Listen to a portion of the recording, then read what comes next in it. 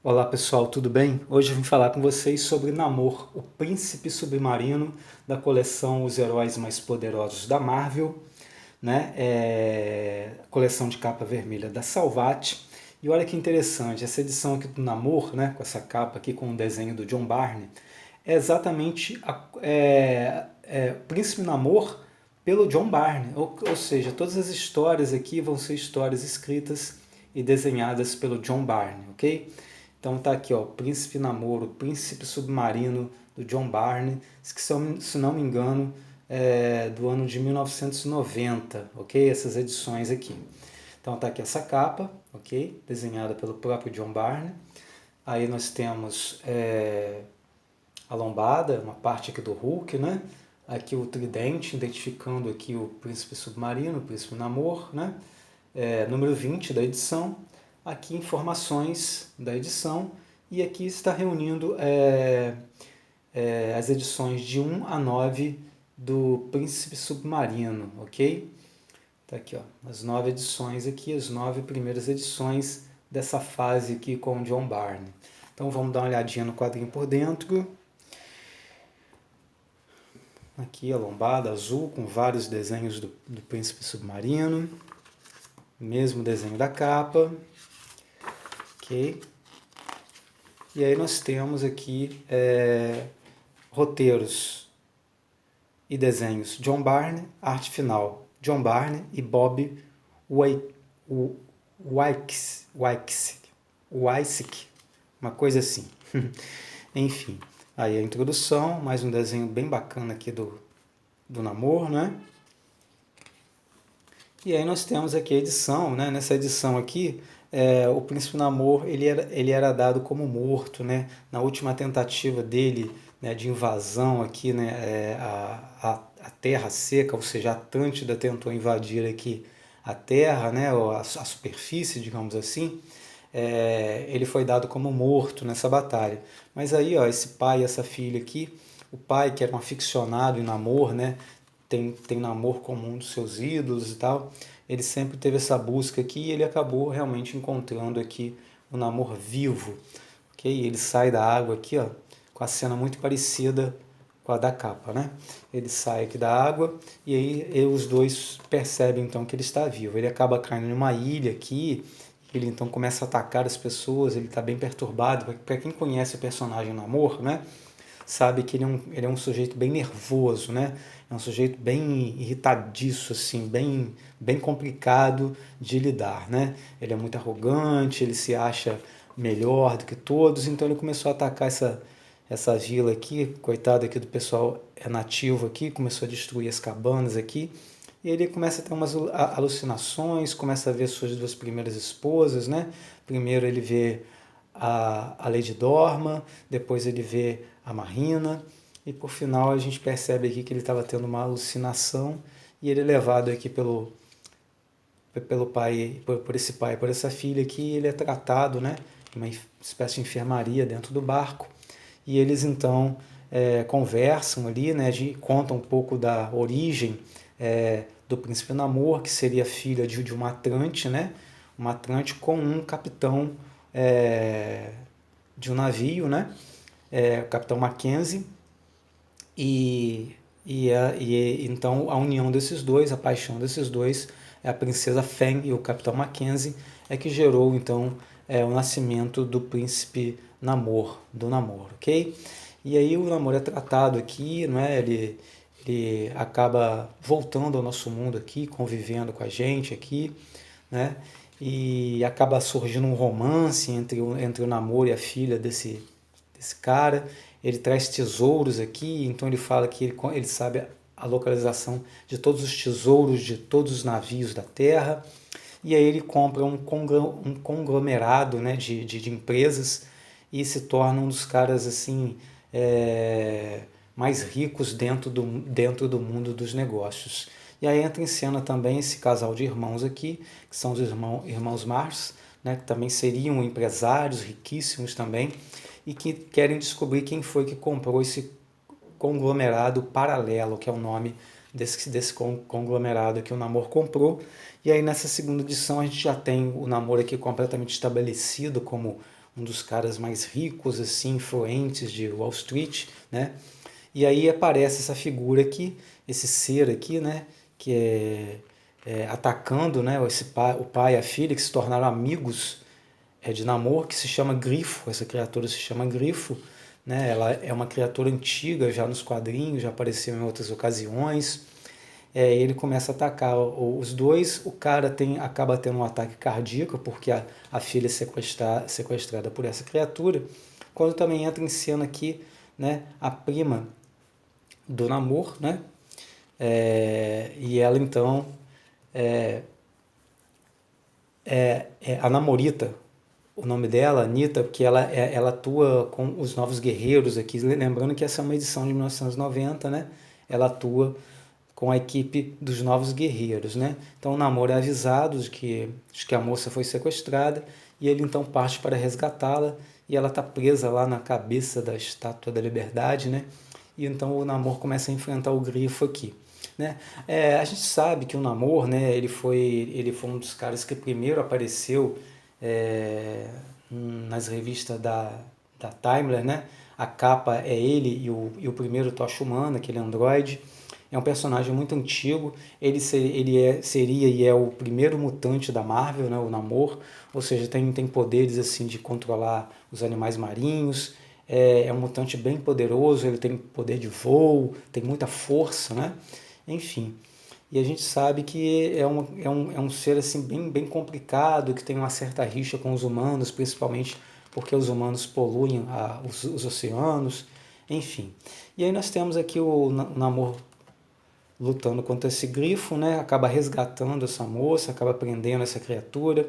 Surge também essa nova personagem aqui, que é a Caçadora de Cabeças, né? É uma mulher que faz tratos, e entre esses tratos aí é que depois de alguns anos ela voltaria e teria direito de pegar a cabeça da pessoa que ela fez os tratos dela, né? E aí nós vamos seguindo aqui na história. Esse é o momento em que a caçadora descobre que o Namor está vivo, né?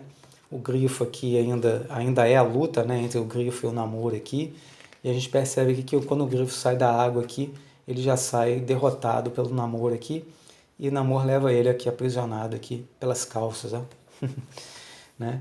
E os irmãos Mars aqui vão começando a armar um plano aqui para tentar derrubar o Namor, ok?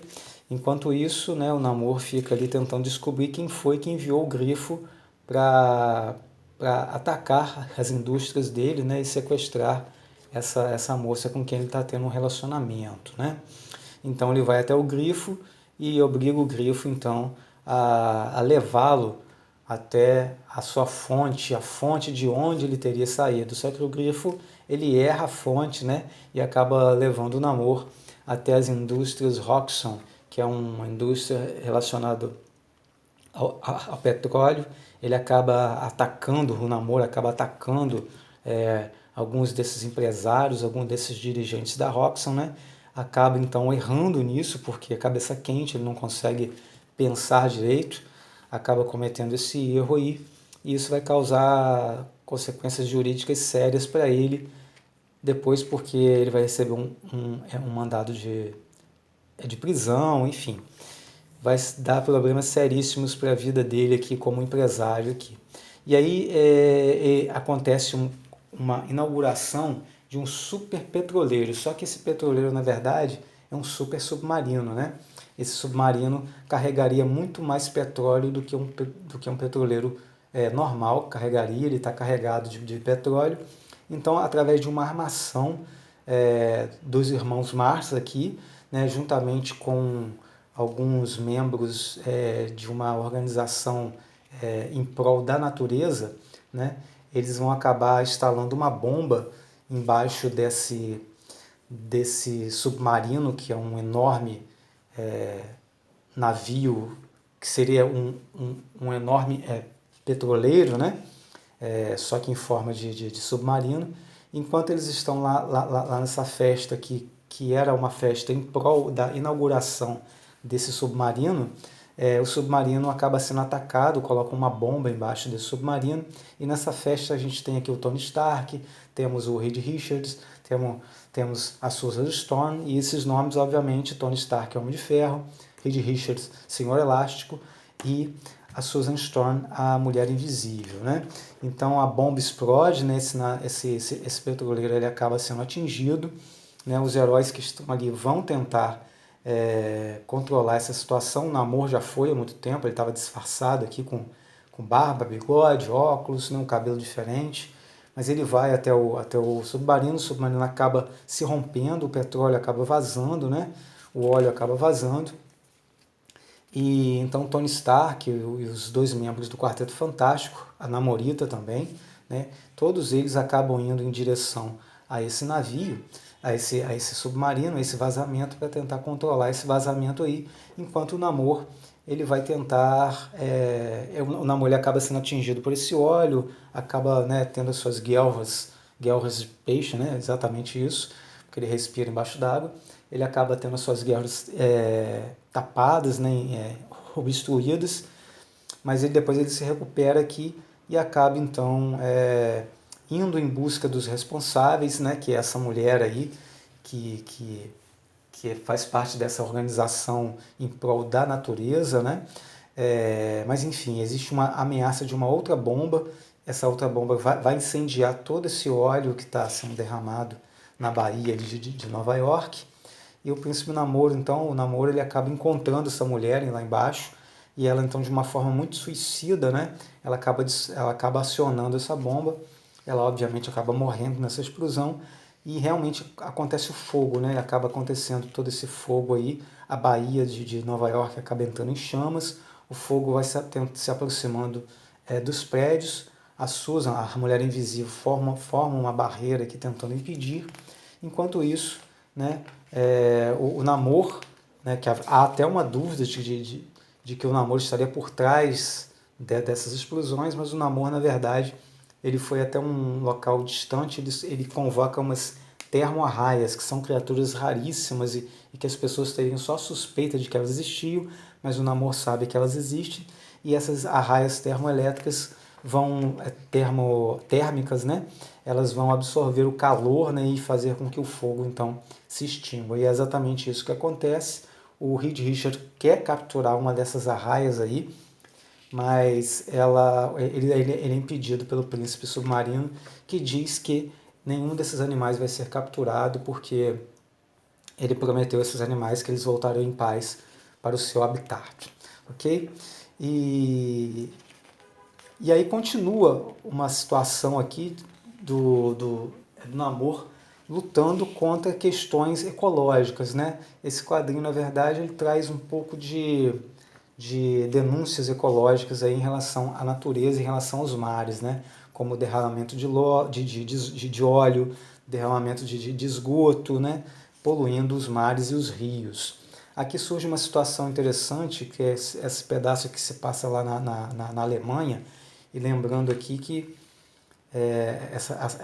a Alemanha aqui, né, de lá dos anos 90, tinha acabado de ser unificada, né, e havia ainda muita coisa ainda relacionada à Alemanha Oriental, Ocidental, apesar de já ter ocorrido a queda do Muro de Berlim, né. E aí nós temos aqui uma figura misteriosa, e a gente vai entender que essas figuras misteriosas estariam sendo guardadas desde a época da Segunda Guerra Mundial. Mas esse é um mistério que a gente não vai acabar não descobrindo aqui nessas edições, porque só vai até a edição 9, né?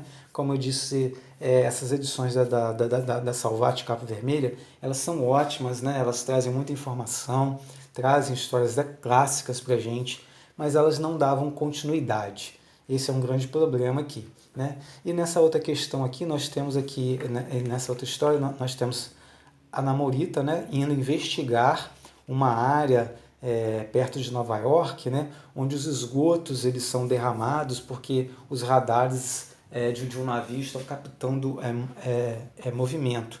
Então ela mergulha, vai até essa área, e quando chega lá ela encontra uma criatura estranhíssima, uma criatura viva se mexendo, que acaba então prendendo ela, né? O Namor então ele acaba salvando aí os irmãos Mars, né? Eles não conseguem se aproximar de Namor, Então, no caso, eles simulam aqui, o irmão dela, o irmão empurra a irmã para que ela caia, e com isso o namoro acaba realmente salvando ela ali. Ele estava saindo do tribunal, né? Ele foi, como eu disse, ele acabou sendo processado por conta daquela invasão a Roxxon, e ele acaba, e quando ele está saindo do fora, ele salva essa moça, e eles então conseguem se aproximar do príncipe submarino dessa forma. Enquanto isso, a Namorita está sendo absorvida por essa criatura, inclusive aquele pai e aquela filha que ajudam o Namor nessas edições também são absorvidos ali, né? E o Namor então ele vai, parte, né? Ele fica sabendo disso que está acontecendo, ele parte para ajudar é, essas pessoas, e quando ele chega lá, né, e sai uma mão gigantesca de dentro do mar. Isso tudo aqui é lixo, é esgoto, né? É um esgoto, é lixo, e ele depois fica descobrindo que é uma criatura que foi criada geneticamente, né? Foi criada com DNA desses dois cientistas aqui, que estavam fazendo um experimento sintético, e pelo atraso que eles estavam tendo, eles usaram o próprio DNA e acabaram depois descartando esse experimento, que deu origem a esse monstro gigantesco aqui, que se misturou ao esgoto, enfim, e virou essa criatura gigantesca aí, que Namor agora está com dificuldades de enfrentar, né? E só que aí ele consegue o quê? Essa própria cientista que criou essa criatura acaba dando a ele um antídoto, né? Que seria um antivírus, assim, e esse antivírus ele atacaria essa criatura. Só que quando o Namor salva, né, ou quando o Namor ele vai levar esse antivírus, ele consegue levar esse antivírus até essa criatura, ele joga lá, ele está dentro dessa criatura também. Com isso, quando essa criatura é atingida e esse antivírus explode, é espalhado pela criatura, ela se desmancha toda em Nova York, fazendo Nova York ficar extremamente suja, fedorenta, enfim. Fazendo um paralelo, né? Já que a população humana jogava lixo e esgoto no mar, agora é o mar que joga lixo e esgoto na cidade de Nova York, né? No meio da população. E aí nós temos aqui, ó, a solução disso. No Namor, ele acorda em cima de um prédio, né? E ele percebe que ele não tem asas mais. Por quê? Porque essa pílula, essa bomba antivírus, digamos assim, acabou afetando um pouco o organismo mutante do Namor, e ele acabou perdendo as asas, né? Ele não tem mais condições de voar. Mas isso foi temporário, porque depois essas asas reapareceram nele, não nessas edições aqui, mas edições mais tarde essas asas voltaram, né? Ele teve novamente a condição de voar. Então o Namor ele consegue vencer mais esse desafio aqui dessa criatura genética monstruosa, meio que mutante também, enfim. E o Namor consegue então vencer mais esse desafio aí que pairou sobre a cidade de Nova York, né? Depois nós vamos ver aqui que o romance entre aquela moça e o Namor acaba desandando, e o Namor começa um romance com a irmã Mars, né? Só que a caçadora de cabeças vai cobrar uma dívida, que é o quê? A cabeça de um dos dois. E ela vai pedir ajuda ao Namor contra a caçadora de cabeças. Só que aí, quando o Namor vai ajudar, ele percebe que chegou tarde demais, porque o irmão dela já está com a cabeça lá pendurada na parede, né? E aí a gente vê que eles chegaram tarde demais. O Namor fica extremamente revoltado com aquilo dali. A caçadora de cabeças, ela tem um poder hipnótico, né? E através desse poder hipnótico, quando ela tira os óculos, ela acabou hipnotizando o Namor e também fazendo com que o Namor ficasse com a sua cabeça na parede, né? A Namorita fica desconfiada desse sumiço de Namor, né? Muito influenciada pela ex-namorada de Namor, né? Ela acaba indo procurar o Namor. Enquanto isso, aquela história lá daquela figura lá da Segunda Guerra, que a gente vê um pouco as páginas aqui atrás, aparece mais um flashback aqui, mais um relance aqui, né? Mais um epílogo aqui, mostrando o primeiro Tocha humano aqui, né, com uma namorada, e é o momento aqui que ele é raptado, que ele é sequestrado aqui por por figuras, né, por uns caras aqui que pertencem a uma espécie de serviço secreto alemão, ligado ao nazismo e ligado à época da Segunda Guerra. Mas enfim, esse mistério nós não vamos saber, porque ele não vai ser concluído aqui nessa edição. Aí a Namorita chega exatamente no apartamento da caçadora de cabeças, né, para tentar salvar o Namor, e ela vê que o Namor está com a cabeça dele ali na parede, só que a cabeça do Namor começa a falar, e de repente ele sai da parede, revelando, na verdade, que ele não foi morto, ele não teve a sua cabeça cortada, assim como nenhum dos homens que estavam com suas cabeças na parede teve a sua cabeça cortada também. Então, ele então prende, né? Ele acaba então prendendo, não, ele acaba desmascarando a caçadora de cabeças. Ela tenta fugir num helicóptero, ele segura o helicóptero, né, e o helicóptero acaba explodindo ali. Né, eles caem dentro do rio e a caçadora de cabeças é dada como morta. O Namor então acaba aqui, né, libertando o irmão Mars, né? E no final das contas ele acaba então caindo, de qualquer jeito acaba caindo na armadilha dos irmãos Mars, que queriam se aproximar dele, né, para tentar tirar alguma vantagem e tentar então descobrir algo mais sobre o Príncipe Namor. E assim termina a nossa história aqui com o Namor apertando a mão do irmão Mars, né? E ele por trás dando risada ali, porque o Namor está considerando ele como um amigo, só que ele não é amigo coisa nenhuma. Mas a gente não vai ver a conclusão disso, porque, como eu disse, essas edições da Salvat, ela nos dava histórias boas, mas não nos dava histórias boas completas, né? Iam até determinada edição só, e depois a gente não tinha mais o complemento. Aqui fala os bastidores do Príncipe Submarino, onde a gente descobre aqui que a primeira aparição do Príncipe Submarino foi em 1939, olha, o mesmo ano que o Batman apareceu, né? Foi nessa revista aqui. E aí tem várias informações sobre o Príncipe Submarino, temos aqui ó, a primeira revista que ele apareceu, e várias outras aqui ao longo do tempo, entre outras muitas informações aqui envolvendo o Namor Príncipe Submarino. Realmente, assim, essa parte de informação da Salvat é muito legal mesmo. E aqui, né, propaganda de outras edições, e assim termina a nossa edição do Príncipe Namor por John Barney, da coleção de capa vermelha da Salvat. Ok? Um grande abraço, obrigado por assistirem e fiquem com Deus.